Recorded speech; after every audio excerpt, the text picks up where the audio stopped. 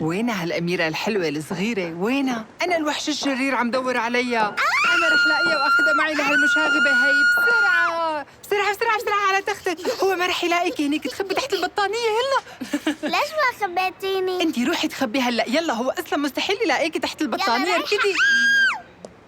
أنتِ منيحة؟ كله تمام، إذا لزمك أي شيء ناديلي. أنا جيتك، تخبي منيح منيح، عم يدور عليك الوحش. بسرعة. سري وين أنا ماما؟ ليديا علاقتها بمايكل كتير منيحة وهي جاهزة. وليش متأكد منها؟ وهي رفيقة ناسيا. بس هي كمان بتشتغل عند مايكل. قلت لك لأنها رفيقتها. بعدين تعال أقول لك فاسيا، أنت بتعرف إنه ما عنا خيارات تانية، صح؟ اوه كومار، هلا كنا بسيرتك. انتوا بتعرفوا قد ايه الساعة هلا؟ نحن هلا قدرنا نجي. بس أنا مشغول كتير. والله لا استنى شوي. صار شيء بخصوص أنطون؟ إن شاء الله التقرير بيكون جاهز بكرة الصبح. استنى شوي، احكي لنا. كتير صعب أحكي لكم شيء. لك بس شوي يلا. كومار بالله فهمنا.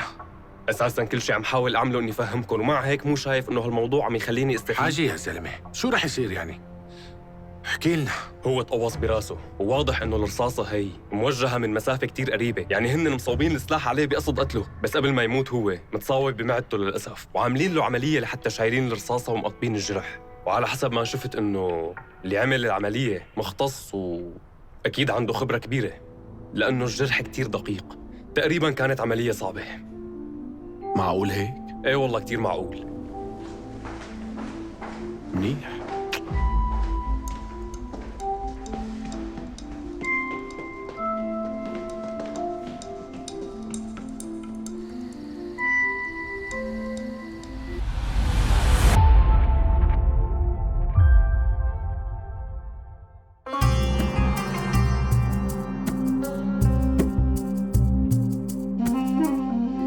مكسيم، إذا هالشي كتير صعب عليك ممكن نخلي حدا غيرك يعمله. انت ما عم تفهم يعني؟ قلت لك ما حدا رح يأذي لا ناستيا ولا أخوها ولا فاسيا، وإلا شو؟ وإلا رح نصير أعداء وكل واحد فينا يروح بطريقه لحاله وللأبد. بدك هيك يصير؟ اسمع منيح، الشرطة لقت جثة سيتشوف. أنت بتعرف إنه هالشي ممكن يكشف كل شي عملناه ويدمرنا اثنيننا. انت ارتاح، وبمعرفتي أنا رح حل هالموضوع.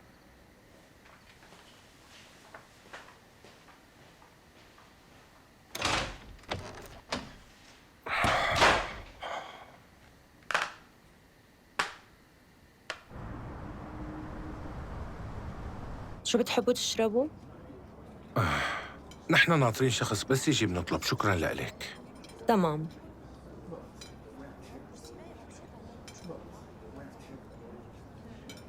لا فاسيا، هذا حكي فاضي. هالشي مو معقول. مو معقول بنوم عن جد. ما ممكن يكون صح، مستحيل. ناسيا مستحيل توافق تتعاون معهم حتى لو كانت تحت تهديد. انت بتعرف كتير منيح شو بيعمل الشخص لما يتهدد بالموت. معقول تكون عن جد بعلاقة مع مكسيم؟ لازم نعرف هالشي. مستحيل، هن ما في بيناتهم أي شيء. مرحبا، أنا آسفة على التأخير. ليديا بيلوفا. تشرفنا، أنا فاسيا. ارتاحي هون. يوري حكى لي إنه رح تساعدينا، فينا نحكي بهالشي؟ لأنه ضروري. طبعاً، بس أنا كتير جوعانة. فيني أكل شي قبل؟ ايه طبعاً.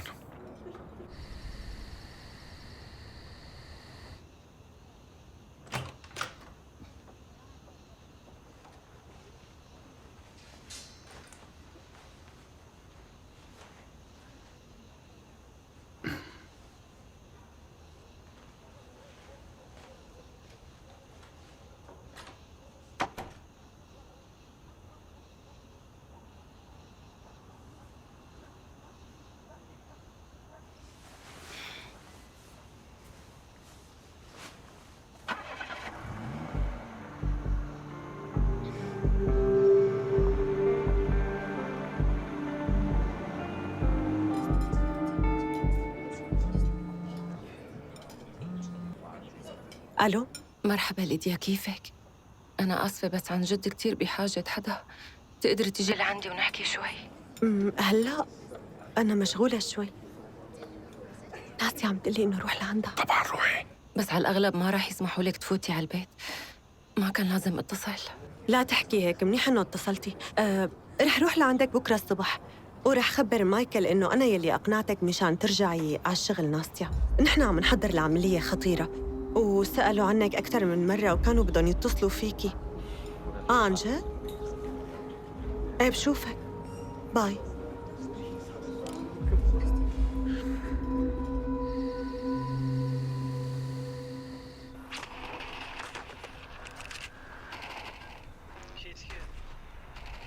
فيك توقف هذا الشيء؟ كتير مزعج. انت كمان بتعملي شغلات مزعجة، بس انا ما بحكي. بكرة رح يكون في اجتماع أولياء الأمور بالروضة. شو رح تناقشوا؟ عندكن احتفال بشي شغلة؟ ولا فرش جديد للمدير؟ فيك تروح لهنيك معي؟ ولا مثل العادة؟ مثل العادة. أساساً ما توقعت منك غير هيك. فيك تفهميني إذا أنا ما جبت مصاري كيف أنت رح تقدري تشتري المشروب؟ ها؟ كزوجة صالحة أنت لازم تكوني ممنونة إلي.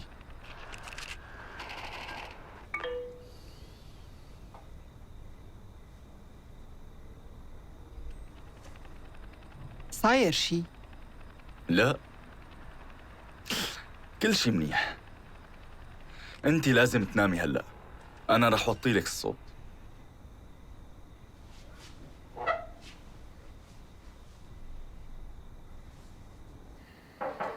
فوت.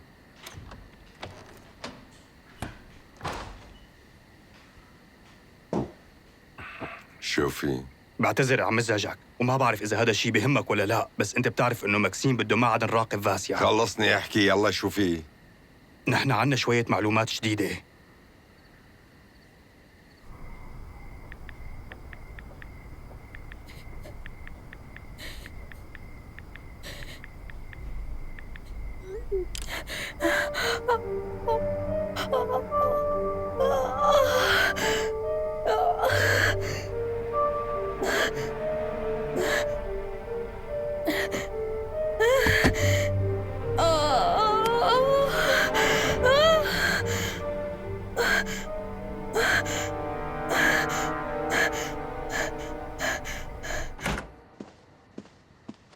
شو انت عن جد مفكرة انه انت وولادك فيكن تخبوا عني شي؟ بس غالية. ما عم احكي عن غالية. انا مو طلبت منك ما عاد تشوفي حبيب قلبك فاسيا؟ أنا ما خلص سكتي ولا حرف.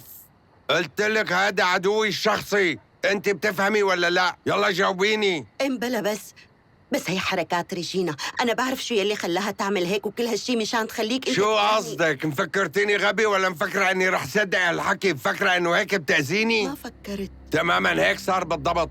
انت لا بتفكري ولا بتفهمي. فكرة انه كتير ناقصني اعداء يعني؟ اسمعيني منيح وليه؟ من بكره الصبح تاخدي اغراضك، تحملي حالك انت وبنتك وبتنقلعوا من هون فورا. انا نبهتك كتير وانت ضليتي تغلطي.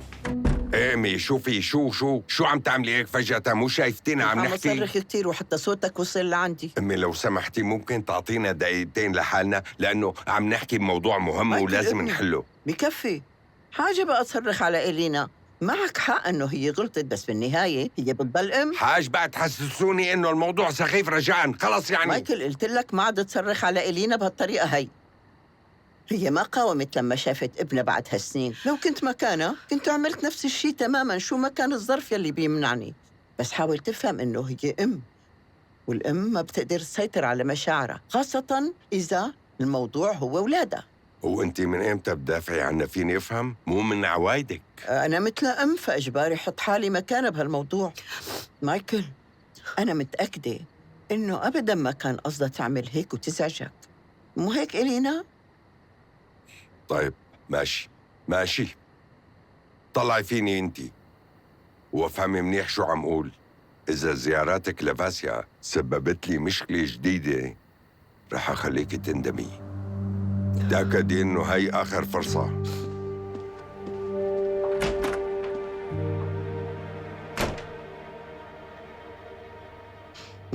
لازم تتشكريني وتكوني ممنونة إلي. أكيد. شكراً كتير إلك عن جد. ويا ريت ما عاد تعملي مشاكل. على الأقل من هون لوقت نخلص من موضوع إديتا.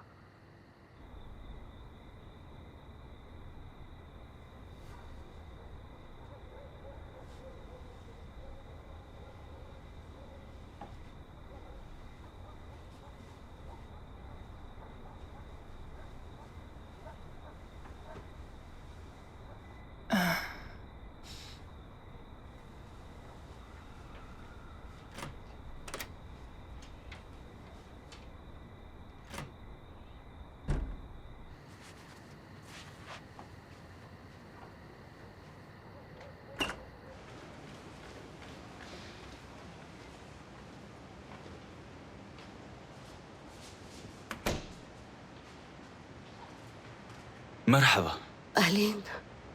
لسه ما نمتي؟ لا، لأنه واجعني راسي شوي، بدي آخذ حبة دواء. أنا رح أروح على الحديقة. بيقولوا الهواء النظيف بيساعد على النوم بشكل أحسن. خذ راحتك. غالية، شو عم يصير؟ شبك بنتي؟ عم تولدي؟ غالية بنتي، حاولي ما تصرخي ماشي؟ لا تصرخي أبداً أبداً، أنا رح أتصرف، لا تخافي لا تخافي، أنا معك بنتي، خلص. اهدي حبيبتي، اهدي بنتي، اهدي يلا، اهدي بنتي.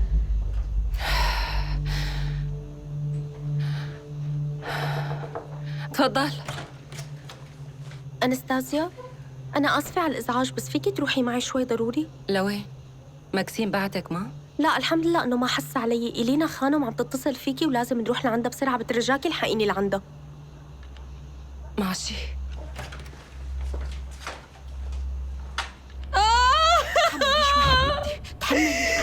تحملي.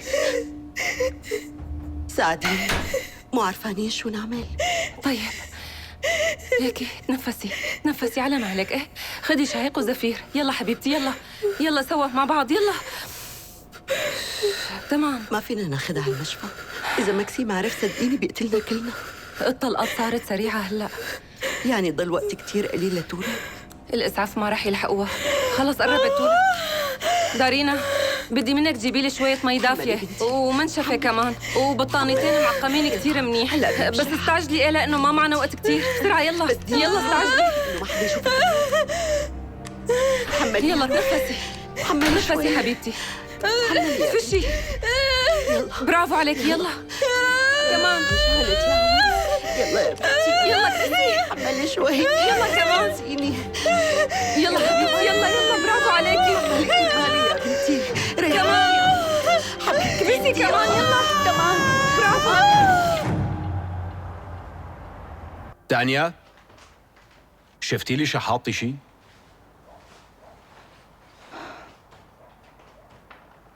انت دائما رح ترجع متأخر هالقد؟ بس تانيا أنا بالشغل، أول ما حطوا لمايكل جوات السجن وامسك كل عيلته برجع بكير، بوعدك. لك وين اختفيت؟ شو بدك تنام فيه؟ ايه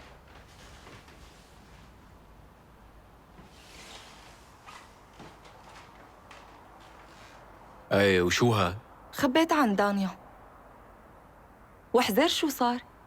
كنت بالمول اليوم وكان في يا نصيب، في محل فاتح جديد، بس شفتها تفائلت ودغري رحت اشتريت بطاقة. شو ربحتيها يعني؟ ايه، أنا ما كنت صدق هذا اللي يا نصيب بنوب، بتخيل إنه أنا اليوم يلي ربحت البطاقة. إن شاء الله إنه دانيا يقبل هي الهدية كرمال عيد ميلاده هاد. متخيل قديش رح يفرح فيها؟ بس خبيها منيح لحتى ما يلاقيها مثل ما أنا لقيتها.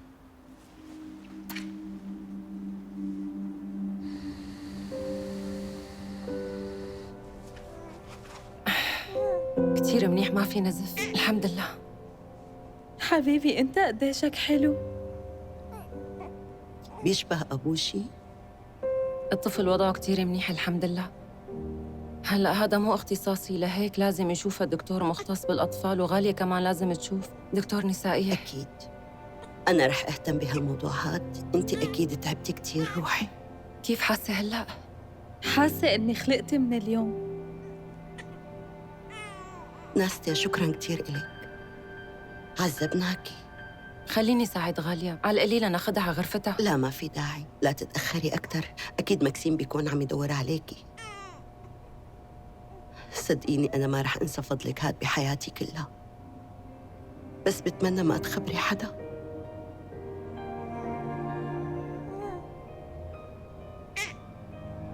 لا تقلقي.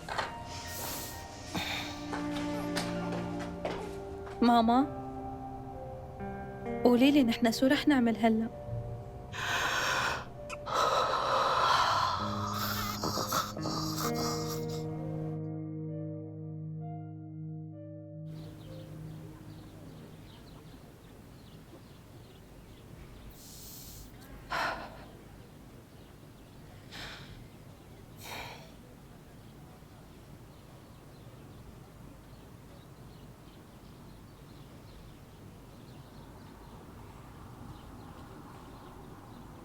وصحة. الو، عم بسمعك.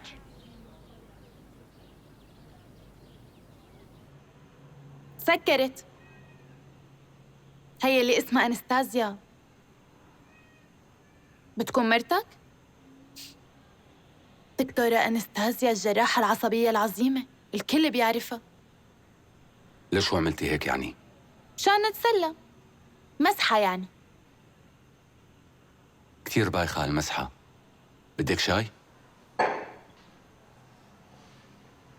مو قلتي لي في حدا بحياتك؟ أنا ما فكرتك هيك حدا. طلعت مثلك مثل الكل، بتتسلى بالناس وبتكذب كل الوقت. ليش قلت لي هي الشغلات؟ تبع أنا ماني جاهز لشي جدي هلا، كان فيك تقول أنا ماني جاهز لشي جدي معك أنت بالذات يا زويا. زويا صدقيني ما كنت عم بكذب عليكي، وعن جد أنا ما كنت جاهز لعلاقة جدية وقتها، أنت مالك ذنب بهالشي. وهي قدرت تغير كل شيء؟ الموضوع كله صار صدفة. أنا زلمة متزوج وما بدي أخون مرتي. أساساً إذا ملاحظة بالفترة الأخيرة أنا ما عاد جيت لهون كتير شوفت عينك. أنا جاي لهون بس لحتى طعمي الكلب، ما عاد معتبر حالي إني عايش هون، فرجاءً لا عاد تتصلي فيني. بعتذر كتير إذا جرحتك بحكي، بس أنا ما بدي إياكي تبكي عن جد. بتمنى تكوني منيحة وتنتبهي على حالك كتير منيح زويا. مكسي. خلص باي. عظيم، كتير عظيم. كذاب.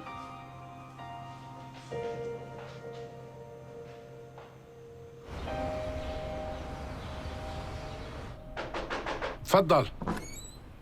يوري شبك، فيك تفهمني شوي؟ شو هاد اللي عملته شو عم تحكي انت؟ خلصنا بقى، لا تعمل حالك مو فهمان علي. مرقنا سرقة الأدلة والتقارير، بس وصلت معك الأمور لدرجة تسرق الجثة؟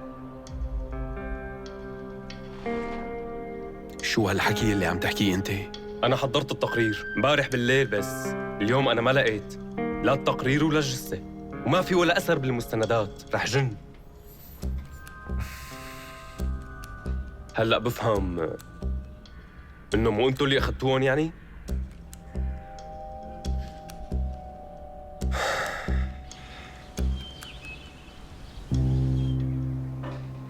تفضل.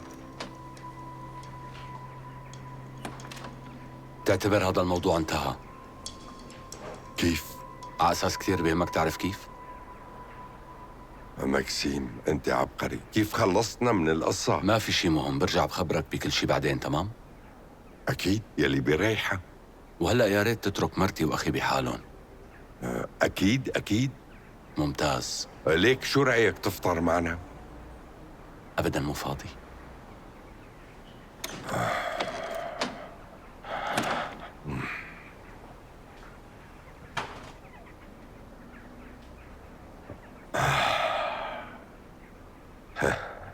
ورجيني لشوف مين البنوتة الشاطرة يلي بدها تخلص صحنا مثل البطلة. على أساس هي رح تموت من الجوع إذا ما قلتي لها هيك. صارت كبيرة. أبوك ينزعج مننا. يلا كملي أكل لحالك. ماما، عيوني. ما بحب أكل لحالي، أنا متعودة أنت تطعميني بإيدك. معلش حبيبتي. شو ناوي تعمل اليوم حبيبي؟ ولشو عم تسألي؟ أنا اللي بقرر كل شيء بالبيت، واليوم زوجك عنده كتير شغل. أخيراً جهز الفطور، كتير منيح. راسي كتير عم يوجعني اليوم. الجو مكركب وأنا مثلك كمان. لا مو من الجو، بس ما نمت كل الليل. شفت كابوس والله، كان في مرة عم تبكي وتصرخ وأنا كنت عم دور عليها كل الوقت، وفتلت كتير بس ما قدرت لاقيها. خليني شوف لك شو تفسيره لهالمنام. المرأة اللي بتصرخ بالمنام يعني أخبار مو حلوة. وكانوا ناقصنا أخبار بشعة بهالبيت. أنت ما بتملي من هالشغلات؟ كبري عقلك. حاج بقى. ليديا هون. ليديا بدها تشوفني؟ ايه يا بيك. خليها تفوت.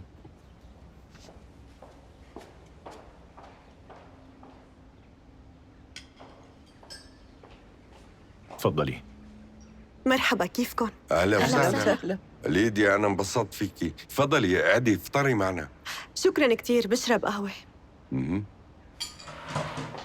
أنا رح ساعدك. شو جابك لعنا من بكير؟ شو بساعدك؟ عنا مريض جديد بالمشفى وهو عنده ورم بالدماغ. مدير المشفى اقترح ناستيا يلي تعمل له العملية، والمريض صار بده إياها حسرة. ما عندي شك، وهو أكيد بعتك لهون لتغيظيني وتحكي هالحكي. لا أبداً، المدير كان بده يتصل بناستيا الصبح وأنا كان بدي ساعدها مشان نعمل العملية. هي كل القصة. إذا ما بدك حضرتك ما في مشكلة، ما بصير إلا اللي بدك إياه. أكيد ما عندي مشكلة. كأنه ما فيكي تعملي هالشي بدونها. ناستيا هي الأفضل. ماما لو سمحتي. ماشي، أنا رح روح. بخاف المدير ما يلاقيني ويدور على مساعد تاني، هيك رح يكون خسارة كبيرة بالنسبة إلي. ممكن أطلع شوفها هلأ؟ أكيد، غرفتها فوق بنهاية الممر. شكراً كتير. مع بالإذن. السلامة. الله يسلمك.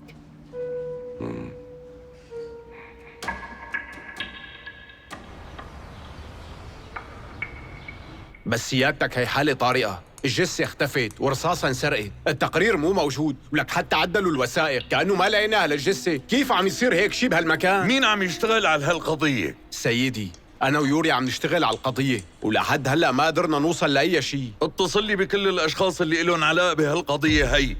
أنا اتصلت فيهم.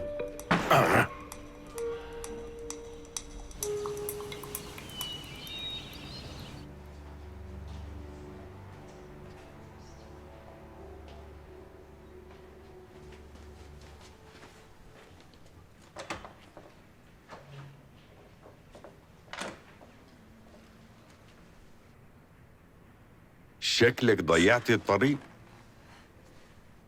هيك بعتقد. بتصير.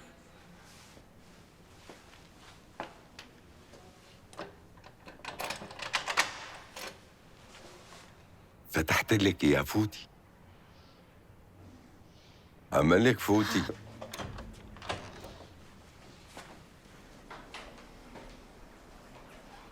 هلا لازم تقعدي، لا تخجلي، ارتاحي ارتاحي. ليديا، كيف عرفتي انه ناستيا عايشة هون هلا؟ هي خبرتني امبارح وقت اتصلت اطمن عليها. اتصلتي فيها؟ ايه، لكن ليش ما طلبتي منها المساعدة الشخصية مشان العملية؟ ما كنت اخذ راحتي بالحكي معها عن هالشغلات على التليفون، كان بدي حاكيها وش لوش. وش لوش؟ كتير منيح، يعني صرتوا رفقة. كتير منيح. نحن دائما علاقتنا منيحة ومميزة. منيح منيح منيح. عندي فضول أعرف شو بدكم تحكوا. ماشي، رح أخبرك. لا تزعلي، بعرف الموضوع ما له سهل أبداً عليكي، لهيك حطي هاي معك. شو هاي؟ قطعة صغيرة، فيك تحطيها بجيبتك. إذا هيك بدك ماشي. طبعاً،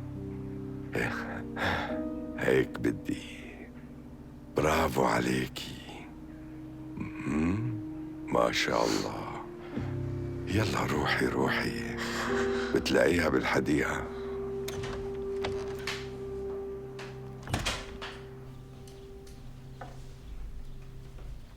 وين رايحة يا ست؟ ليديا بدها تيجي تزورني. بدها تزورك؟ كرمال شو؟ لأنها بتكون رفيقتي. أحياناً بحب أحكي مع حدا طبيعي مشان ضل طبيعية. بس بنفس الوقت اتصلتي فيني الصبح لحتى تحكي مع حدا مانو طبيعي ومانو عايش بحياتك، ما هيك؟ ايه، أنا بس كنت بدي أعرف وين كنت امبارح بالليل. ولما سمعتي صوت بنت قررتي تتقلي حالك وما تسأليني عنها، ما هيك؟ بس ما تكون مفكر إني غيرانة عليك مثلاً.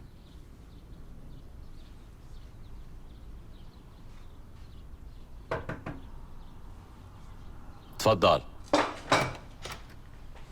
الست ليديا بلوفا اجت وناطرتك بالحديقة. سوي لي قهوة.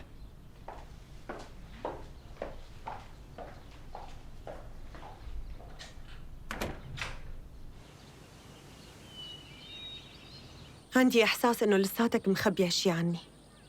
ما قدرتي تتصلي فيني بالليل وتحكي لي. ما في شي، بس بالليل بيصير كل شي حزين، ما بعرف ليش هيك. كمان هذا المكان مثل الجحيم بحسه. ايه صح. شايفة إنه مانك مبسوطة هون؟ ناستيا، شو اللي صار معك؟ قولي لي شو شفتي لما رحتي على الإسعاف بدالي؟ كان في شي خطير؟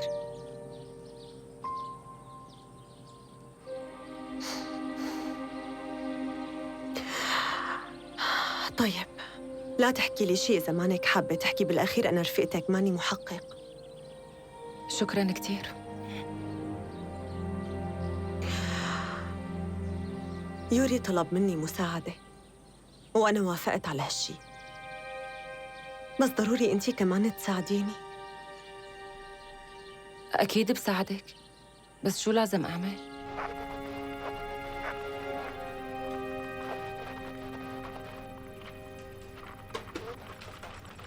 ما عم اقدر اسمع منيح. نسيتها؟ ايه. لك شبك، ليش بتضل متلبك بحالك؟ مايكل، أي غرض إلكتروني ممكن يصير فيه مشكلة، خاصة إذا كان قديم مثل هاد. علي الصوت أكثر. فيك تجرب.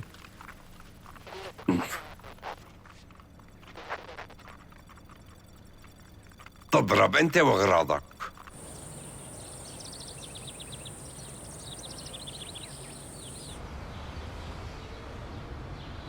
أنا بدي خبرك إنه كل يلي بالشغل جاهزين لحتى يجوا، واتصلت بالبقية رح يوصلوا خلال ساعة من هلأ. ممتاز. طيب خلينا نحكي. واحد من هدول المتهمين بالحادث ما بين ولا حتى رد على الاتصالات. ليونيد بابلوف. طيب رحت على بيته؟ أكيد رحت، مانو موجود. سألت الجيران قالوا راح مع عائلته، هن أخذوا أغراضهم وراحوا بالتاكسي. معناها نحن لازم نلاقي التاكسي، مع أنه كل شيء واضح أساساً.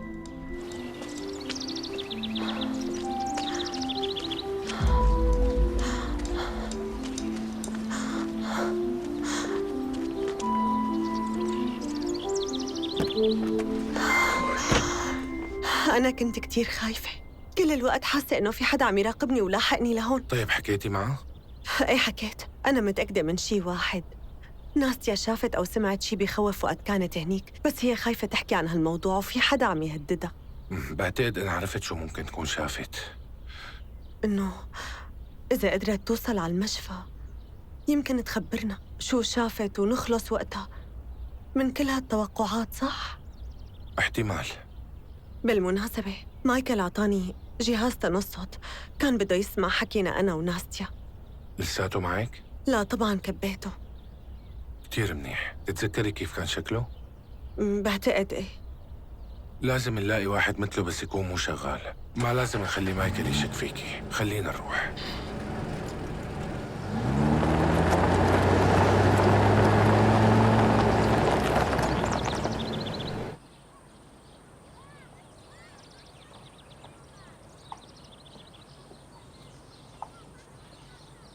حكيتي معه؟ ايه، أنا لازم روح على المشفى، الموضوع ضروري كتير. ليش؟ شو ليش؟ لأنه أهلي هنيك وما فيني أتركهم هلأ. ايه مو غلط، بعدين فيكي تعزميهم لهون. ما بعرف إذا فيني أعزمهم. وليش بقى؟ رح يصير في حكي وإشاعات كتير. هيك بدك يصير؟ انت ذكية وملعونة. رح وصلك دكتورة، بس خلينا ناكل شيء قبل ما نروح. ايه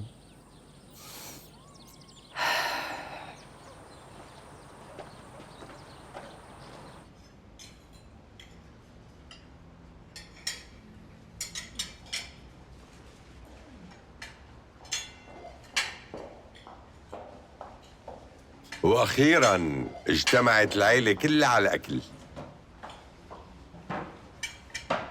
نسيت ماني شايفه. عم يشتغل بكراكيبه.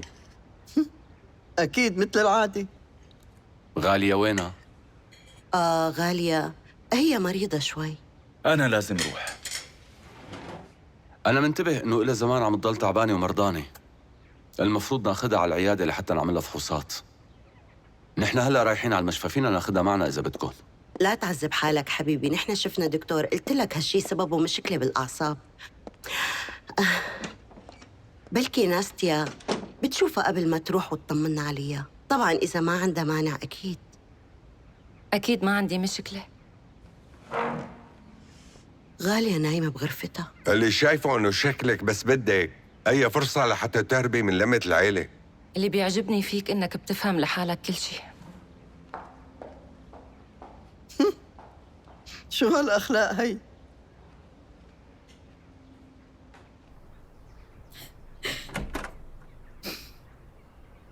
ممكن أدخل؟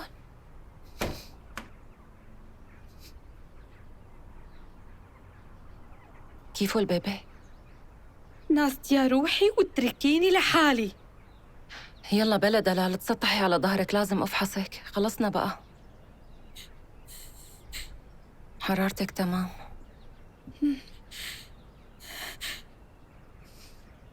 شكله منيح، بس ضروري تشوفي دكتورة نسائية، بلكي صار شي. ما بيهمني. غالية لا تحكي هيك.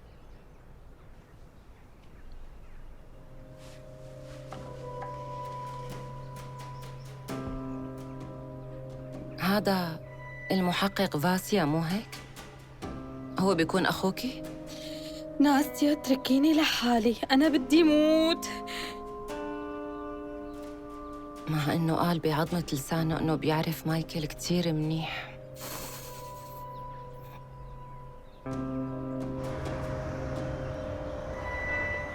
أنا ما عم أفهم بشو غلطت. أنا عملت مثل ما أنت قلت لي تماماً. والشرطة لقيت الجثة، وين مصاريي؟ تاخد المصاري لما يكون في نتيجة، لما بينتهي موضوع فلادينكو. بس أنا ما قصرت وعملت كل شي بدك ياه. حاجتك بقى. الأحسن إنك تفكر شو ممكن تعمل لسه كرمال تساعدني. بتعرف منيح إنه فيني اتصل بفلادينكو بأي وقت وأحكي له إنك نصبت له فخ.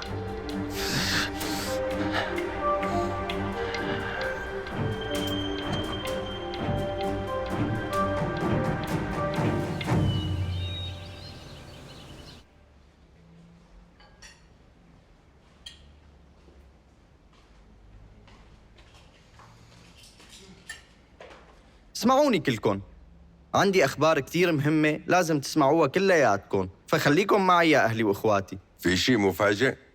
كأنه مخترع شيء جديد ماما. كيف لازم بلش؟ طيب شوفوا سونيا.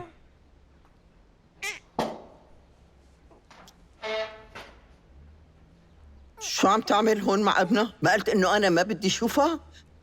ليش ما عم تفهم؟ ما قلت هذا الطفل مو لها العيلة؟ هذا ابني، مو على كيفك، هاد ابني. يا الله. ماما، أنتِ منيحة؟ مبروك نسيتها. والله ما كنت مفكرك هيك. مو صح كلامي مكسيم؟ ضغطي ارتفع. ناستيا لو سمحتي ممكن تساعديني؟ كأنه ماما تعبت لا تخافي، كله تمام. لما أخذتيها هديك المرة على الدكتور، أنت عرفتي إنها حامل، شي طبيعي تولد. مزبوط كلامي ولا عم بحكي شي غلط؟ شو هالتفاهة هي؟ أنا أعطيتها مصاري مشان تعمل إجهاض، واتفقت مع الدكتور كمان، بس هي سرقت المصاري وجابت الورق. ريجينا خانم، نحن كتير آسفين. ممكن أحمل البيبي شوي؟ ما شاء الله شو حلو وكتير أمور كمان. يول يا حبيبي تعي شوفي ماما، انتي كمان كنت صغيرة هيك. كتير حلو، كأنه بيشبهني كتير. تماماً، وكمان كان أنفك أحمر وصغير مثله. خلص اسكتي بقى. ناستيا، فينا نطلع؟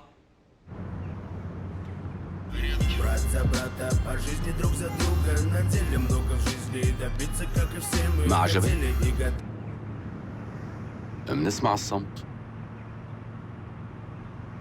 ليش ما حكيت لي عن حدا من قرايبينك؟ المحقق فاسيا بيكون أخوك؟ هو محقق العيلة تبعكم ما؟ بهالخيال اللي عندك لازم تألفي روايات. أنت شو ناوي تعمل بيوري؟ تأكدي إنه ما رح ينأذى يوري بالمرة لحد هلأ. لحد هلأ؟ ناستيا أبداً مو وقت أسئلتك الغبية. معناتها اشرح لي لك. إذا ما بدك تحكي ولك معناتها إيدك يا بنت. اصحك تعملي هيك مرة تانية.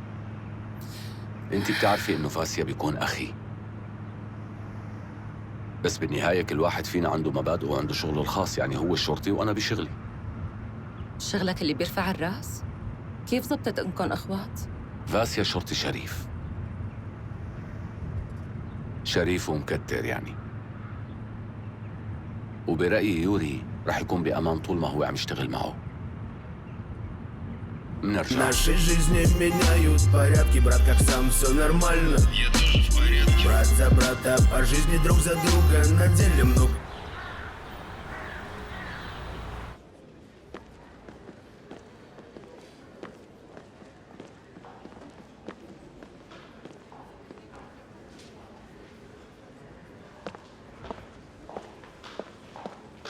ناسيا، يوري شو عم تعمل هون؟ أنا بعرف كيف مسكوكي. ناسيا رجاءً خلينا ننهي القصة.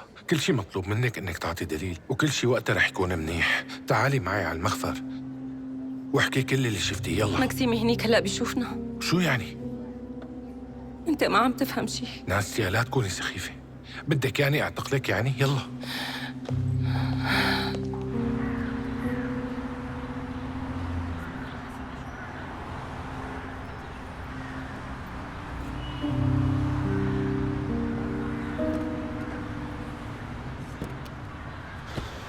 كله على الفاضي.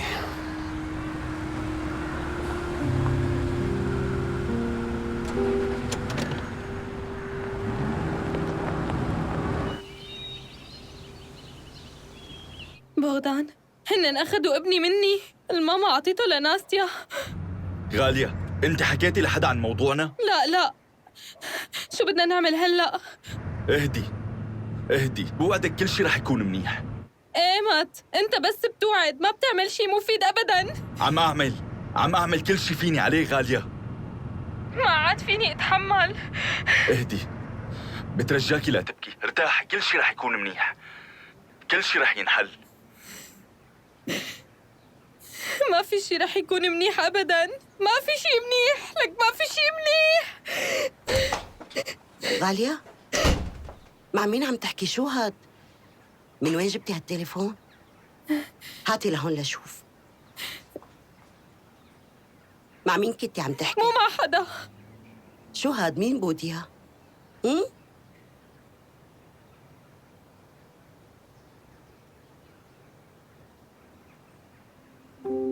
بوغدان؟ هو بيكون الأب؟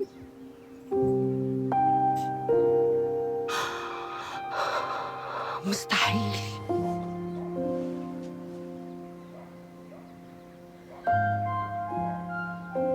آخر شي كنت بفكر فيه.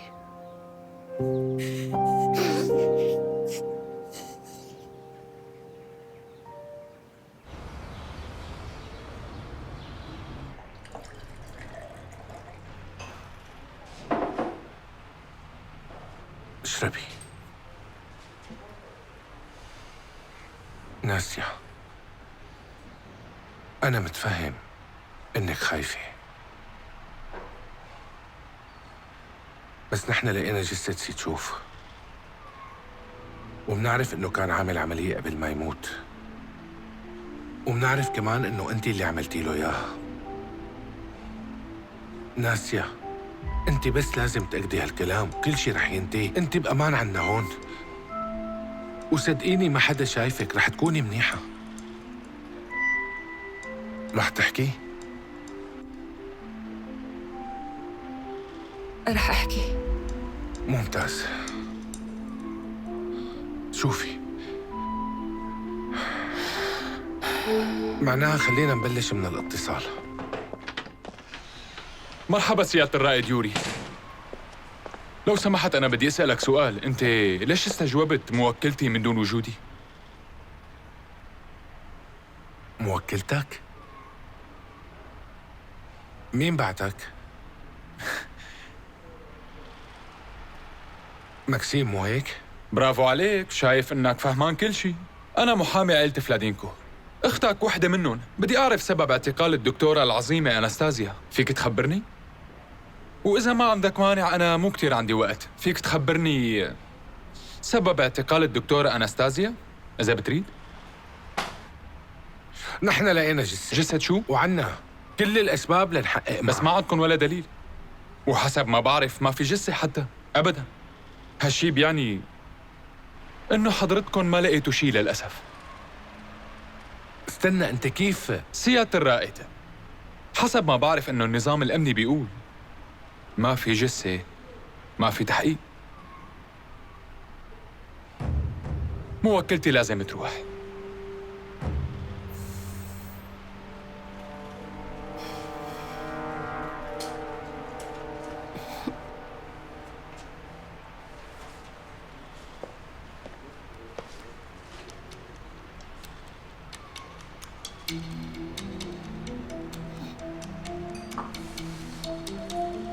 ناستيا، انتبهي على حالك. أكيد رح تنتبه على حالها، أنت لا تاكل هم بالمرة. أنا بعتذر.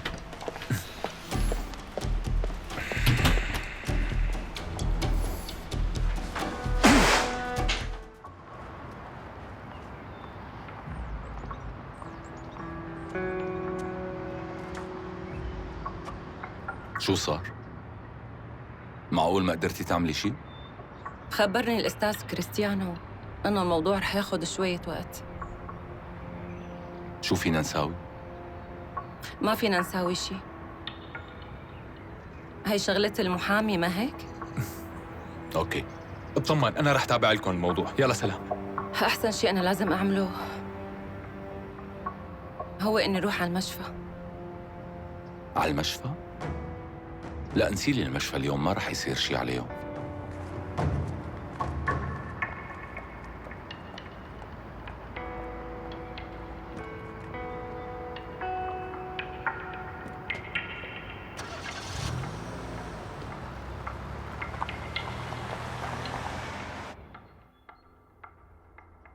سونيا،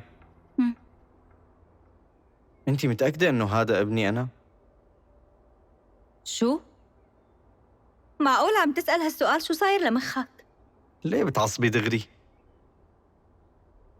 شوفي، طلعي فيه وطلعي بوشه، ما بحس إنه ابني وما بيشبهني بالمرة. شو هالحكي اللي عم تحكيه؟ غريب، لك أنت عاطس وعاطس كتير بيشبهك.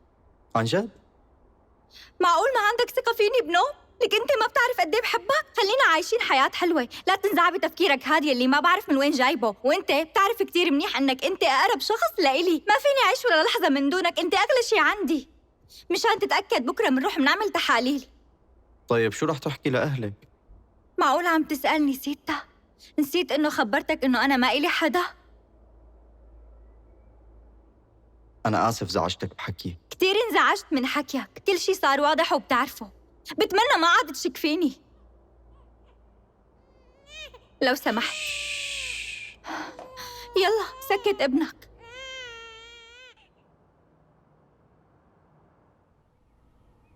وقع على هي.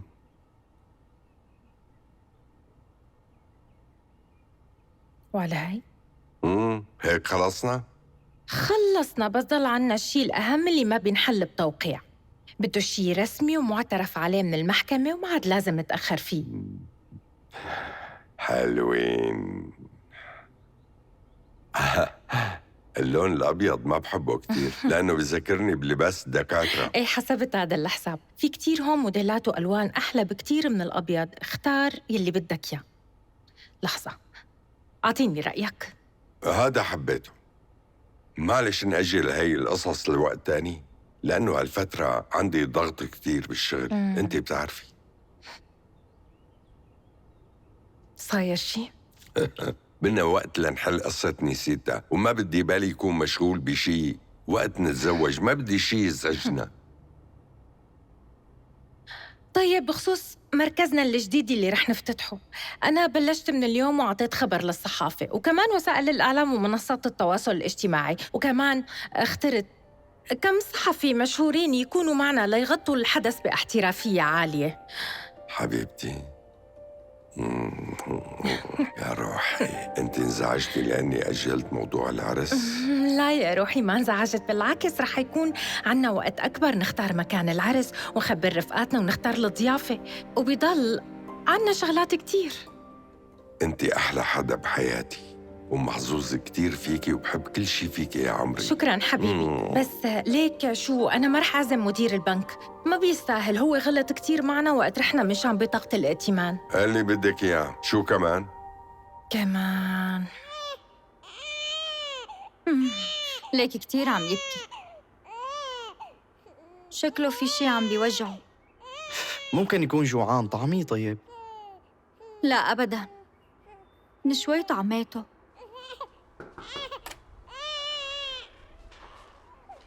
نسيتها، في إلك تليفون ضروري كتير.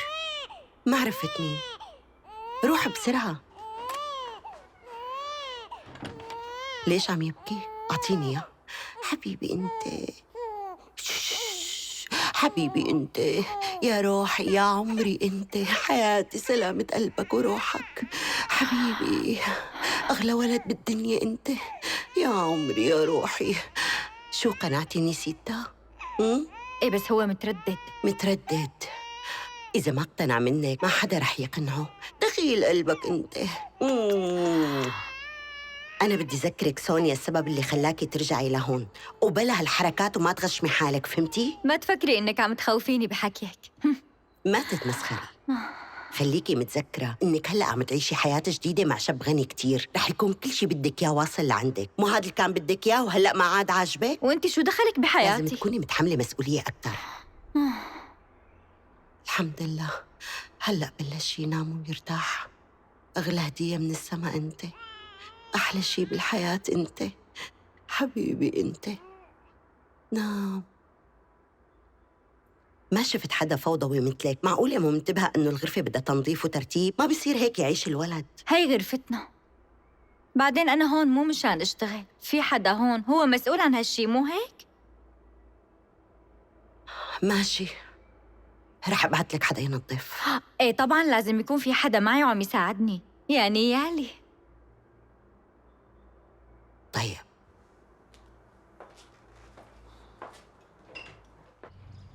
ما بعرف شو أحكي ولا شو أعمل، والله انصدمت.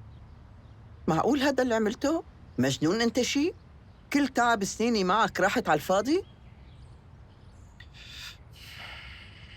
يا وين التعبي معك كل هالسنين؟ لسه متفاجئة منك. مستحيل تكون أنت. تربايتي أنا ريجينا، ما توقعتك هيك. عمتي لا تسمعني صوتك. لك أنا شو بدي أحكي؟ شو بدي أقول عن هالمهزلة هي؟ لا مو هذا اللي ربيته. ضاعت تربايتي فيك. هذا تصرف حدا بلا مخ وما في وعي. بس بدي أعرف كيف قدرت تشغل بالك هيك بنت وهي أصلاً مو من مستواك حتى. في فرق كتير كبير من السما للأرض بيناتكم. تنزع سمعتك وبتجيب وحدة مو معروف قرعة أبوها من وين وتفوتها على بيتنا تعيش معنا. ما في شيء أبداً بيبرر تصرفاتك هي. طول ما أنا عايشة ما رح أوافق يصير شيء رسمي بيناتكم. هاي مو مناسبة لنا. في شيء انت ما بتعرفي. أنا حكيت كل شيء عندي، فهمت؟ وما تتوقع غير رأيي مشان هالبنت. مثل ما بدك. أنا مقتنع وحابب حياتي كتير معه وما فيني أتركها، وهي حياتي وأنا اللي بقرر فيها. بكفي.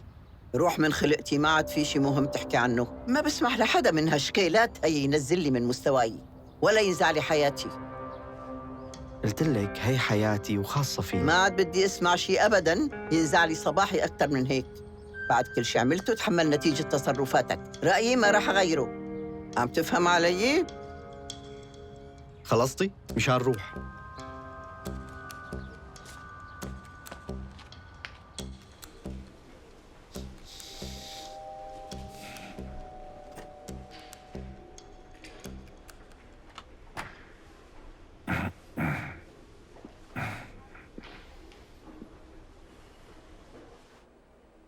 خليكي منتبهة، في حدا برا عم يراقبك. يمكن يكون مرافقك الشخصي. لا مو مرافقي، شكله عم يراقبني. ايه هيك مبين. عندك فكرة ليش أخوكي بده ياني ضروري؟ لا أبداً. بصراحة حكى معي امبارح وقال لي في شغلة مهمة بده إياها مني. قلت بسألك إذا متعلق فيك. لا ما بتوقع شي عني أنا. يمكن مشان فلادينكا وفي شي بده يعرفه. لهيك حكى معك لأنك بتساعديه. هو بيعتمد عليكي كتير.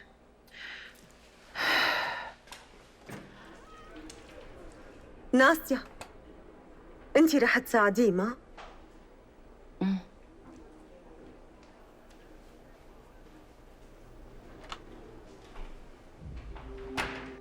هي بتكون الدكتورة أنستازيا، أخصائية جراحة عصبية، مرته لمكسيم. لسه في شي بدك تعرفوا عنها؟ هي دكتورة مشهورة وبدي معلومات أكتر. معلومات؟ بس يعني كل معلومة إلى حساب، كل شي له مقابل، مزبوط؟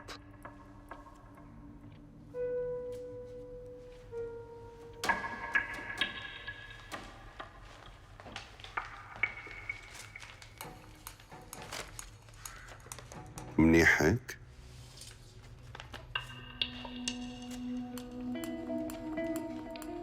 ممتاز. كفي كلامك.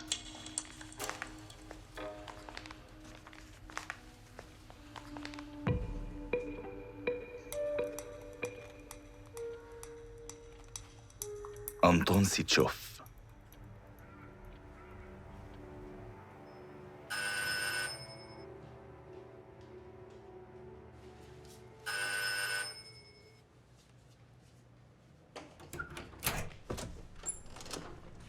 مرحبا. أهلا مكسيم، لازم تعرف إنه ما عاد فيك تجي أبداً لهون لو سمحت. ما بدي زوجي يجي شي نهار فجأة ويشوفك هون عندي. لأنه كتير رح ينزعج وأنا ما بدي يصير هيك. شوفي أنا جاية بس لأسأله وأطمن عنك وشوف إذا محتاجة شي، وبعرف إنه هو مانو بالبيت. إذا أنا غالية عليك لا عاد تجي لهون لو سمحت، أحسن إلي وإلك. مكسيم، العالم وقت بتشوفك جاية لعندي رح تبلش تحكي، ما بيهم ما تعرف ليش جاية أنت، ورح يعملوا لي مشاكل ورح يألفوا كتير قصص علينا. حكي العالم كتير مزعج، خلينا ننتبه أحسن. بعد هالكلام ما عاد رح تشوفيني أبداً، خلص.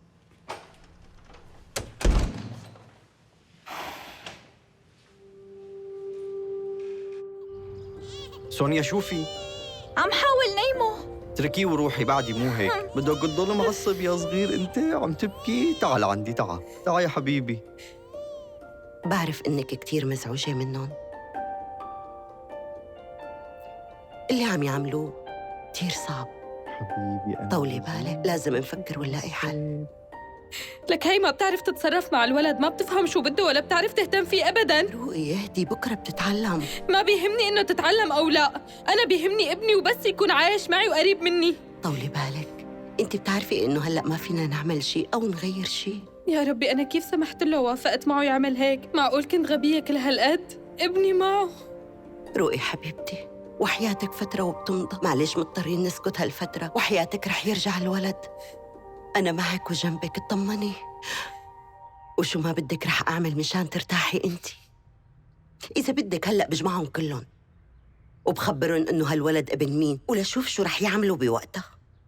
ما بيهموني أبداً. والله النتائج رح تكون سيئة، مو لشخص واحد بس. وقت يعرفوا الكل هذا ابن مين وإنه هديك التانية هي مو أمه، الموضوع ما بينحل بهاللحظة هي، بده شوية وقت وهيك بيكون لصالحنا. لا تفكري تعملي شيء أبداً وإنت معصبة مشان ما تخسري، لازم تروقي.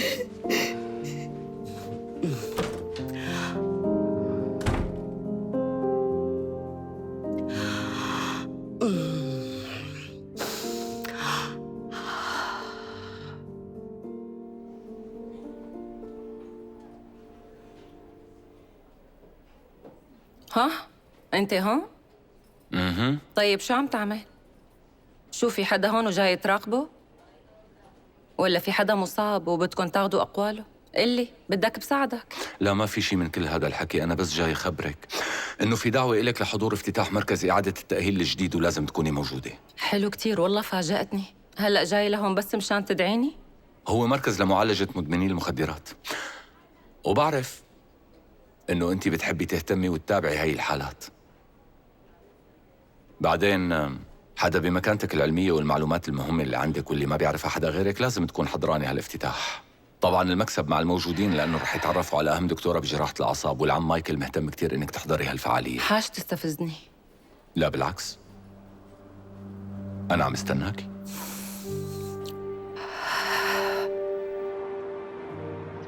هلأ عن جد هو اقتنع بهالشي؟ أكيد، لأنه ما علق على شيء أبداً. صار لازم نلاقي طريقة ونفوت لعنده على القصر، ما عاد بدنا نتأخر. اليوم فرصتنا، معنا وقت كتير.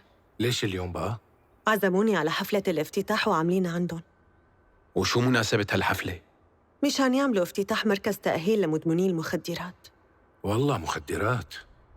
رح يعمل عرض تقديمي للصحافة وبعدين حفلة وضيافة للمدعوين، يعني رح يكون في ناس كتير. لازم نستغل هالفرصة. برافو عليكي، لازم نستغل الوقت ونوصل للخزنة بسرعة. فاسيا، لا ما لازم نتصرف هيك. لازم ننتبه كتير. أهم شي ليديا وناستيا ما ينكمشوا. خلاص لا تخوفوني، أنا رح كون بالمرحلة الصعبة. لا تنسوا إنه ما عاد فيني مثل أكتر. هي آخر فرصة لنا، لازم نكون منتبهين. هي معها، نحن ما ضل عنا غير هي الفرصة. لازم ننتبه كتير، كلامك صح. نحن معتمدين عليكي، ديري بالك. ما بصير الولد ياكل كتير بسرعة مشان ما يبلع هوا، لأنه إذا بلع هوا بتصير معدته توجعه، لهيك عم طعميه شوي شوي. لازم تطولي بالك عليه ليشبع. بالله أنا شو بيفيدني هالحكي الفاضي هاد؟ بعدين ليكي نايم وعين الله عليه. ليش بعدك عم تطعميه؟ سونيا الله يوفقك، خليه بس شوي بحضني. خلص بقى حاج، بكفي اعطيني إياه. على مهلك، انتبهي عليه. سونيا الله يوفقك، خليني أكون معك وساعدك وضل جنبه. خلص بكفي هيك بقى. غالية خبريني مين بيكون أبوه؟ ليكون حدا من رفقاتك اللي كانوا معك بالمدرسة. أنتي ما دخلك بنوب. وي.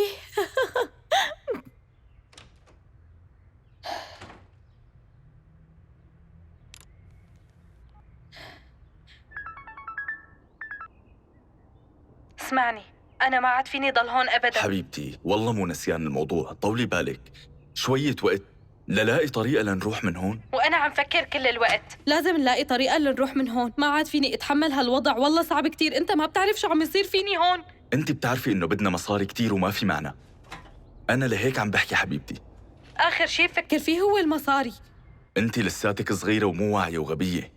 المصاري هي اهم شي لنعيش حياتنا. انت اليوم اذا بدك تعيشي ما فيكي تعيشي من دون مصاري، لازم تعرفي هالشي. يمكن أنا صغيرة مثل ما قلت، بس أنا مو غبية وفهمانة كل شي منيح، وبعرف اتفاقك أنت ومايكل.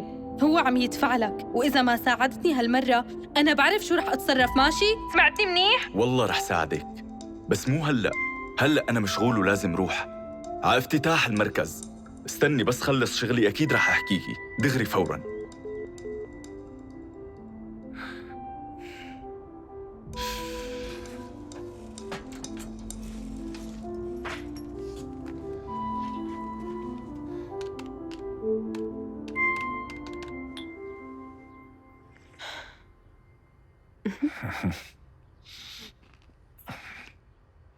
ابني كأنك صاير تحب تشرب الشاي سخن مع أنه كنت تستناه لا يبرد.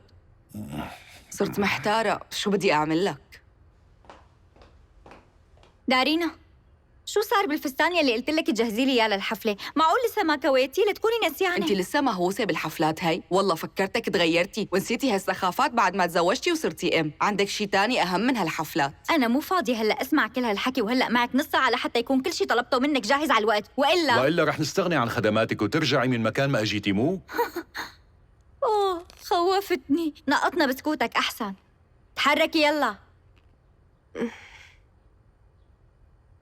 دارينا هدي روقي حبيبتي، لا تبكي لا تزعجي حالك مشان وحدة مغرورة ما بتحب غير حالها. ليك هالبنت قد ايه حساسة دغري بتبكي. أنا رح ضل معها لحتى تروق وتصير منيحة، ما تشغل بالك أنت حبيبي.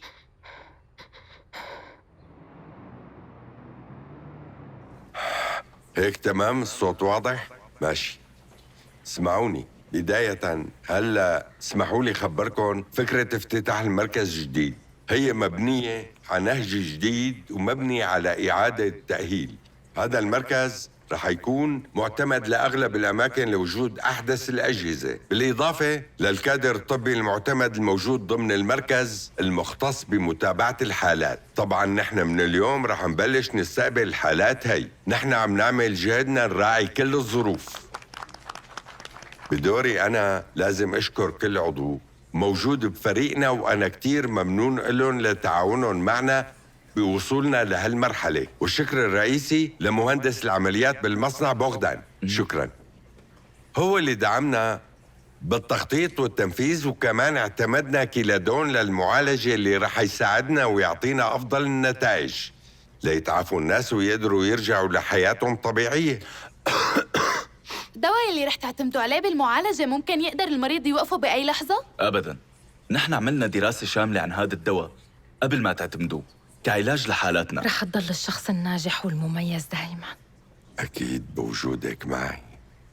أعطينا فكرة عن تكاليف المعالجة اللي رح تكون بالمركز. التكاليف عم نعمل جهدنا إنه تكون مو مكلفة لنساعد أكثر عدد ممكن. في مجال تفضلي علينا وتبتسمي؟ ما بكفي اجيت غصبا عني، لسه بدك يعني كمان اسمع هالسخافات وابتسم؟ ان شاء الله يكون في 20% مصداقية من الحكي. هيك رأيك؟ تمام. أنا آسف كتير إنه أقاطعكم بعد إذنك اختصاراً للوقت. الزملاء والحضور الكرام، أنتوا فيكم تحصلوا على المعلومات اللي بدكم إياها عن المركز ورح يساعدكم فيها مدير العلاقات العامة. وهلا لازم أعرفكم على أهم وأشطر دكتورة مختصة بجراحة الأعصاب وهي معنا بالمشفى، الدكتورة أنستازيا. وهلا رح خبركم كمان انه القسم الخاص اللي عنا بالمركز الجهة اللي دعمته ومسؤولة عن تمويله خاصة بالسيد فلادينكو، وهذا الشيء كتير مهم وبيساعدنا بشكل كتير كبير. ولازم ارجع اقدم شكر للدكتورة أنستازيا اللي قبلت دعوتنا لحضور الافتتاح ودعمها لانطلاقة مشروعنا، وكتير سعيد بوجودها معنا بالمشفى. دكتورة أنستازيا، رح تقدري تجمعي وتوفقي بين شغلك هون والمشفى ولا صعب رح يكون عليكي؟ لسه بكير لأحكي بهالموضوع. وشو رأيك بالعلاج الدوائي اللي رح يستخدموه لعلاج المرضى بالمركز؟ رح يكون فعال مثل ما حكوا؟ ورح يكون في سرية بالتعامل مع المرضى؟ اسمعوني، رح اعتذر لكم بالنيابة عن الدكتورة أنستازيا، ما رح تضل معنا بسبب حالة إسعافية طارئة وهي مضطرة تطلع وما تكفي معنا. وهلا رح نعمل جولة بالمركز لنسمع رأيكم ونجاوبكم على أسئلتكم. شكراً لكم.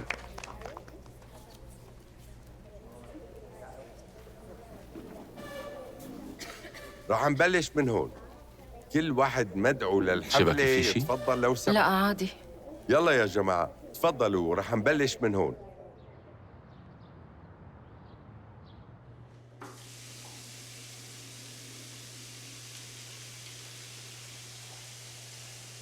بعرف انه رقمك مراقب وما فيك تحكي، بتمنى تلاقي طريقة ثانية وتقدري تحاكيني. هاي رقمي.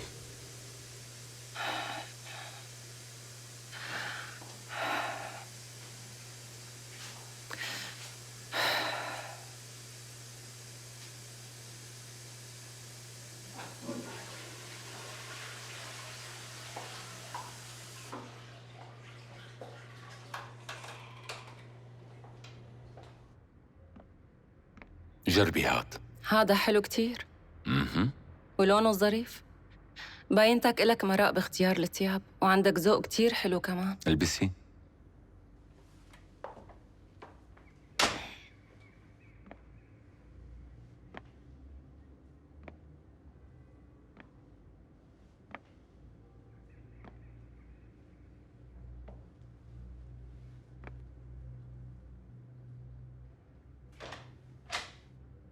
معلش تساعدني؟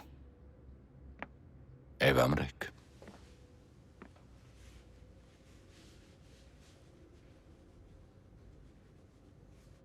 هيك منيح. شكراً، صار فيك تروح. أنا رح أحط مكياجي وبجي دغري. كتير لبق لك.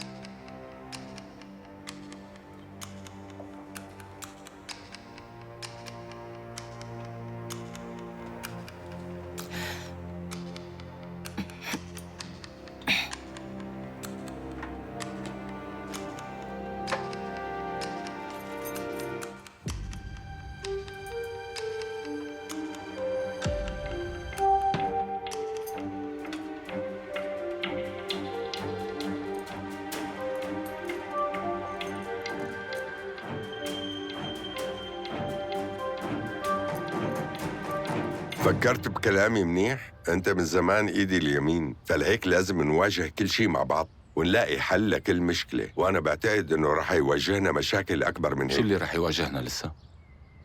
تواصلنا مع زملاء وتضل قريبة منهم، هذا الشيء لصالحنا أكيد، وهالشيء مهمتك ولا تنسى أبداً. ولا يهمك. بس انتبه منيح، لازم تضل عم تراقبها منيح، لسه هي خطيرة، رح تقاوم بس أقل من الأول. برأيي خليها على راحتها، يعني خليها تروح على السوق أو تشوف رفقاتها، خليها تحس كأنه ما عم نراقبها أو ما عم نعرف كل تحركاتها وهيك منكشفها. ايه مو غلط أبدا. شفت عينك مكسيم، هذا المركز هو اللي شاغل تفكيري وهو أهم شيء بالنسبة إلي هلأ، والوقت الحالي هذا رح ينقلنا نقلة نوعية وخاصة بالنسبة لوضعنا، وإذا ضل دعم الجراحين إلنا مستمر هذا لصالحنا وهالمنصب هو أمل. أوكي، كله رح يكون مثل ما بدك.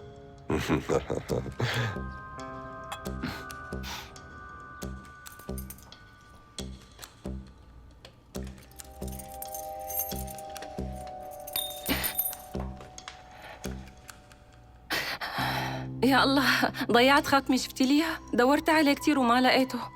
لا ما شفته، بس إذا بتحبي بدور عليه معك فوراً. ليكو لقيته. منيح، مشي الحال. ايه الحمد لله. انتبهي عليه منيح، ما بعرف كيف ضيعتيه، ديري بالك.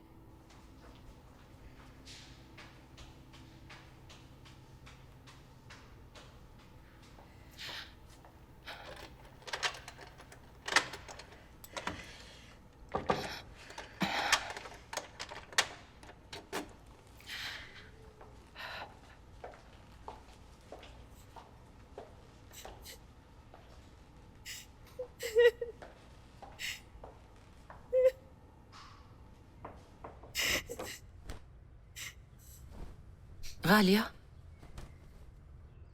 أنا آسفة بس لوين رايحة؟ فيني أعرف؟ ما بيهم لوين رايحة. حدا زعجك؟ الكل بيزعجني أنا. إذا بدك أنا بساعدك. أنا بدي روح وما بدي خلي ابني يعيش هون بهالمكان البشع. شايف إنه خطتنا اللي خططنا لها مشان الزواج نجحت؟ ايه واخيرا، ما كنت متوقع هالشي. مرتي عم تنادي لي، أنا رايح شوف شو بدها، برجع بشوفكم. منشوفك بعدين. مايكل طلع فيني. نعم. شايف حبيبي؟ هالخطوة اللي عملناها رح تغير لنا حياتنا ورح نكون مبسوطين مع بعض.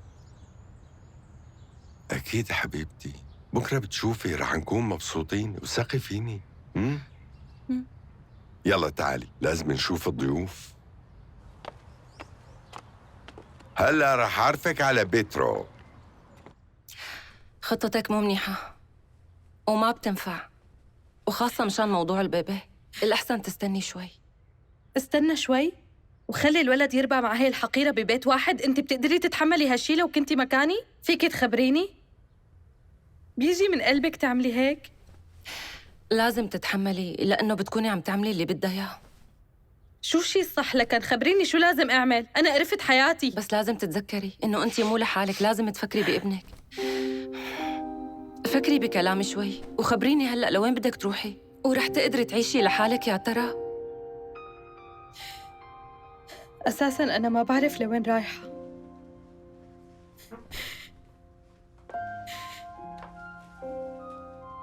لا تستعجلي إلا ما يكون في شي طريقة. لازم نخلص ونطلع من هون. أكيد لازم نهرب، بس مو مثل ما أنتِ متخيلة، الوضع مو سهل هيك. طيب شو اللي لازم أعمله؟ وعديني أول تصبري شوي. مثل ما قلت لك، الأحسن إنه نصبر هالفترة، وخبريني بكل شي بيصير معك، وأنا رح وقف معك بكل شي وما رح نطول لنطلع من هون. أنا بوعدك، لا تخافي.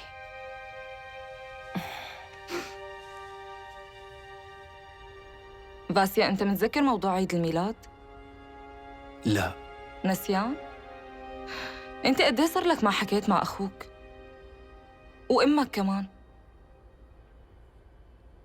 ما عم أفهم عليكي، شو قصدك يعني؟ بدك يعني أعزمهم على عيد ميلادي؟ لا مو هيك قصدي. الله بيعلم شو بيكون صاير معهم، ساعتها رح تندم وتلوم حالك كتير.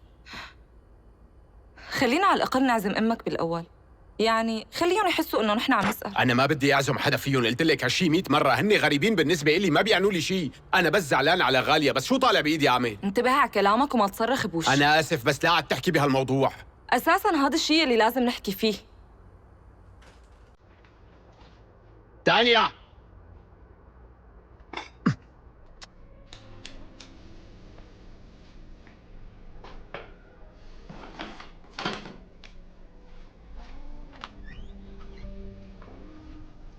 وين كنتي كل هالوقت؟ نطرتك كتير حبيبتي. والله كنت عم استنى كم شهر مثل ما قلت لي، بس اذا شي حدا بيعمل شي يزعجني ما عاد رح اسكت ولا اتحمل. اهدي بس شوي. ليش هيك عم تصرخي حبيبتي؟ انا ما عم صرخ، بس جايه اقول لك انه انا كنت حامله حالي ورايحه اليوم وتاركه هذا البيت وماشيه، لانه بعرفك انك مانك قد المسؤوليه. حبيبتي ليش هيك عم تحكي؟ أنا طول الوقت عم فكر فيكي وبابننا.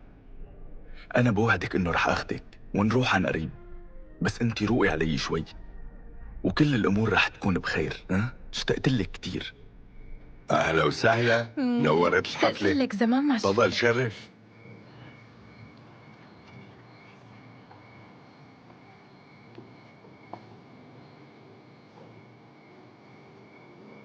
بدي احكي مع ليديا. مو مشكلة. مرحبا. منيحة اجيتي. بدي احكي من موبايلك، انا موبايلي مراقب هالفترة. مثل ما اتفقنا رح تساعديني ما؟ لازم تتذكري وين الخزانة. ايه اكيد. برأيي خلينا نستنى شوي كمان. لازم ننتبه انه مايكل مشغول وما نخليه ينتبه علينا، وانتي راقبي الوضع منيح. أنتِ بتعرفي وضعي؟ فيكتوريا ويوليا أنا مسؤول عنهم، وأنا ما فيني أتركهم هيك بهالبساطة وروح. اساسا انا فهمانه كل شي من وقت ما بلشت تحكي عن المصاري وهالامور هي. انت ناسيني وما عم تفكر فيني ولا شوي. ما تحكي هيك. اساسا انا الغبيه كيف بصدق واحد مثلك وبوثق فيه؟ كفي اهدي حبيبتي، ما تحكي هيك، أنا بحبك.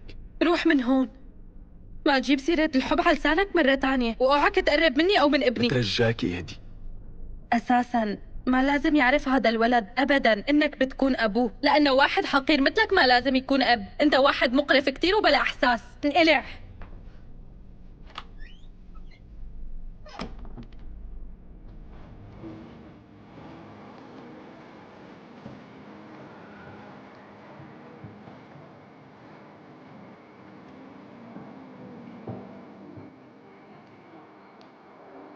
أنا الدكتورة ناستيا.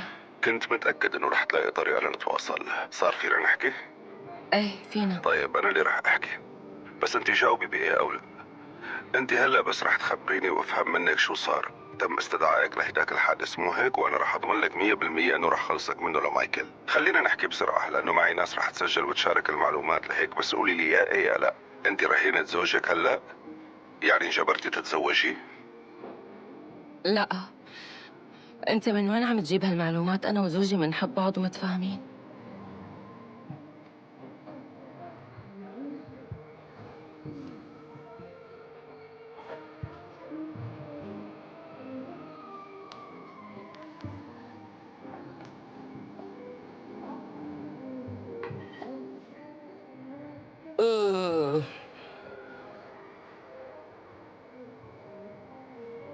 صحتك إن شاء الله مبسوط. كنت بفكر إنه ما رح أعرف إنه شو عم يصير هون أبداً. بحب خبرك يا بغدان، إذا مكسيم بيكشف هالشي رح يدمرك تدمير.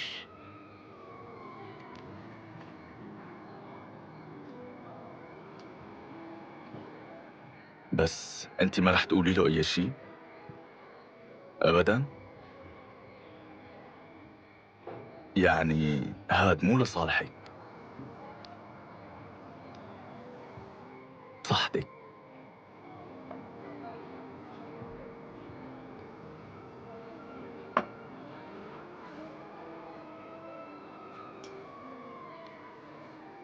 بتمنى لك سهرة حلوة.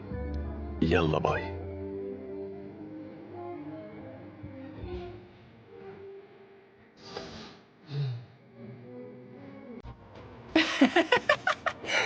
أنا آسفة، أنا على طول بتلتوى كحل رجلي. شوف كعبي كتير عالي وما خرج رقص، بس بحب الرقص. بس أنا ما بخاف وأنا معك، اوعك تتركني.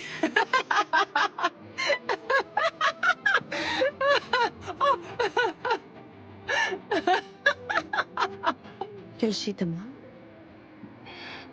ايه تمام.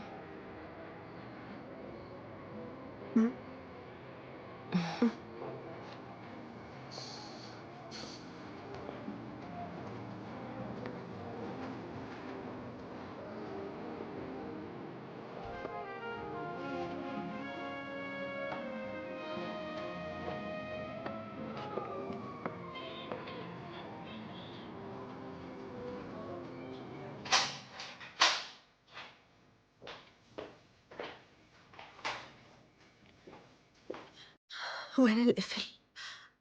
وين بدي الاقيه؟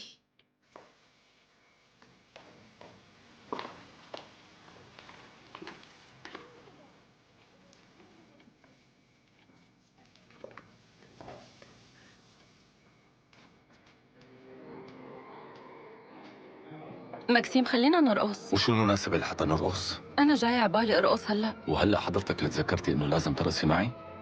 روحي لاقي أي حدا يرقص معك، أنا ماني فاضي هلا. تعال يلا. قلت لك مشغول.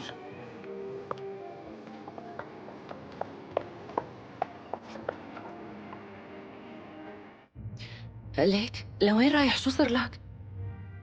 استناني شوي، بدي روح معك. مو حلوة هيك تروح وتتركني لحالي قدام الضيوف. شو صار معك؟ آي مكسيم، التويت رجلي عم توجعني كتير. مكسيم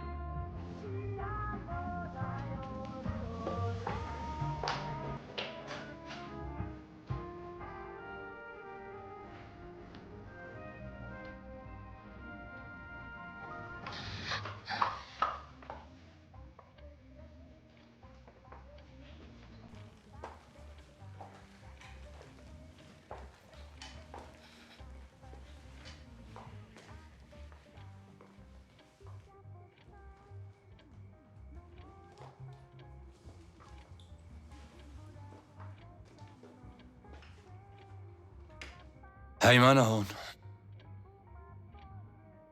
شكلها سمعتك وهربت. مين هاي؟ حلوة هالريحة.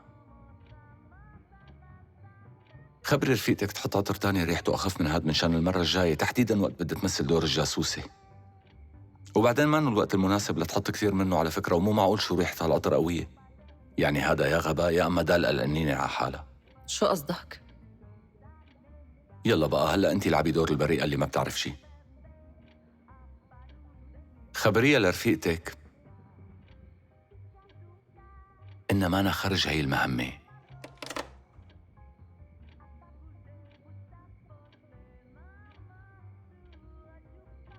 شايفة؟ لازم تعلميها أكثر لأنه هيك ما بيمشي حالها وما بيكون منها فائدة أبداً. رح خبر مايكل، وما تحاولي أبداً إنك تهربي. واضح كلامي؟ فكرتيني مو منتبه ما؟ أنا سلفاً عرفان بكل شي.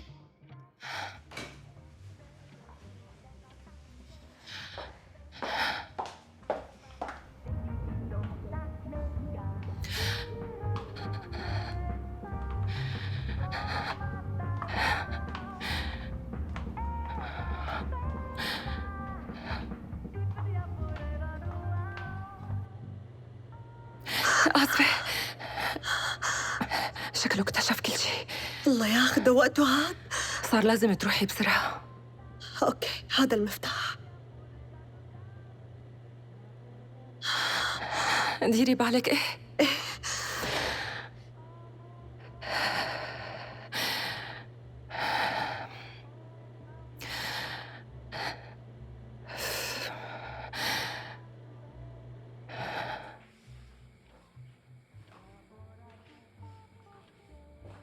ماكسيم، مايكل هلأ كتير مشغول، في عنده ضيوف مهمين وما فيني ازعجه.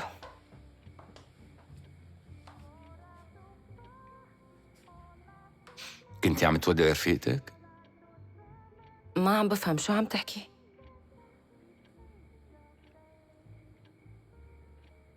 فكرت إنك ساعدتيها. أنا مو حابب ضايق العم مايكل، وخاصة بهالوقت تحديداً وبهالمناسبة اللي كتير مهمة بالنسبة له. بس لا أنت ولا ليديا تحلموا تهربوا. وهلأ شو ناوي تعمل؟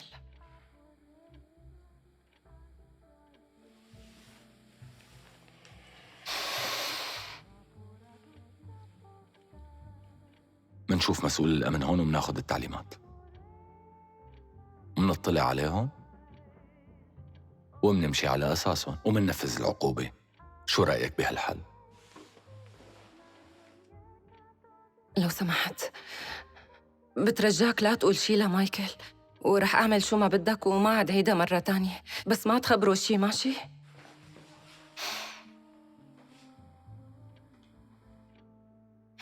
شو عم تعمل؟ هالمشروع أخذ مني سنين كتير لأفتتحه. لحظة عن إذنكم. ألو، إيه تفضل. مساء الخير سيد مايكل فلادينكو. مين عم يحكي معي؟ كيفك يا سيد مايكل؟ معقول نسيت صوتي؟ أو يمكن تغير عليك لأنك ما حكيتني من أكثر من 10 سنين. ممكن. نحن عملنا كتير أشياء مع بعض ومو قدران تتعرف علي. بتتذكر بيلوف؟ بيتر بيلوف؟ مو معقول أبداً، هذا جنان. شو هاد الحكي اللي عم تحكيه؟ كأنك مو مصدقني. ما اطلع على الشارع وشوف. لف على اليمين، أنا عند البوابة.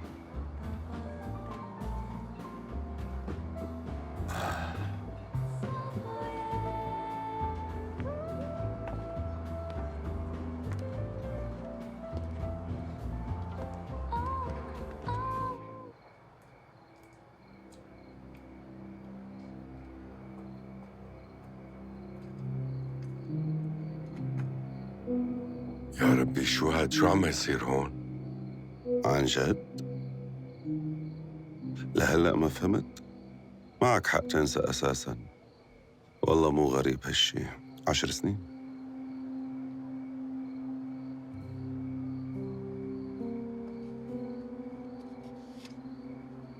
رح أورجيك شغلة يمكن تساعدك تتذكر.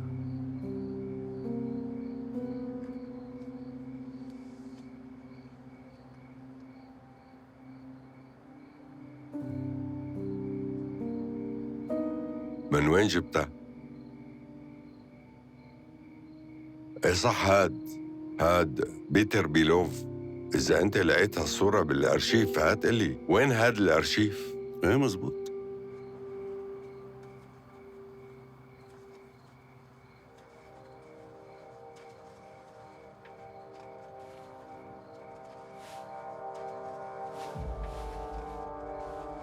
شوف،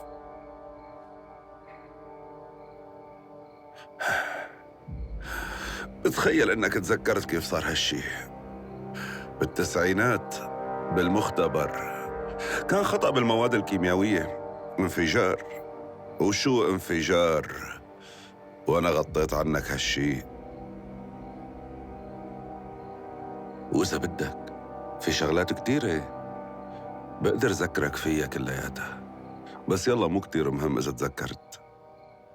بس تذكر انه انا بتذكر كل شي، وهذا هو الشيء المهم، ورح خليك تدفع الثمن، وثمن غالي كتير. البركة أمورك ممتازة وبخير، باني مملكة مسورة. تأكد إنه هالمملكة تبعك رح تتدمر.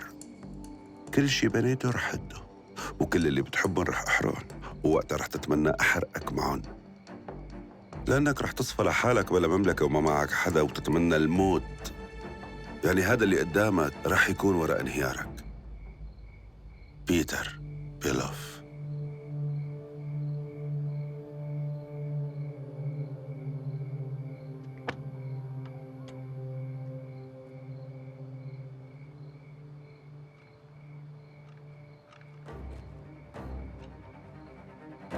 حروب قد ما بدك.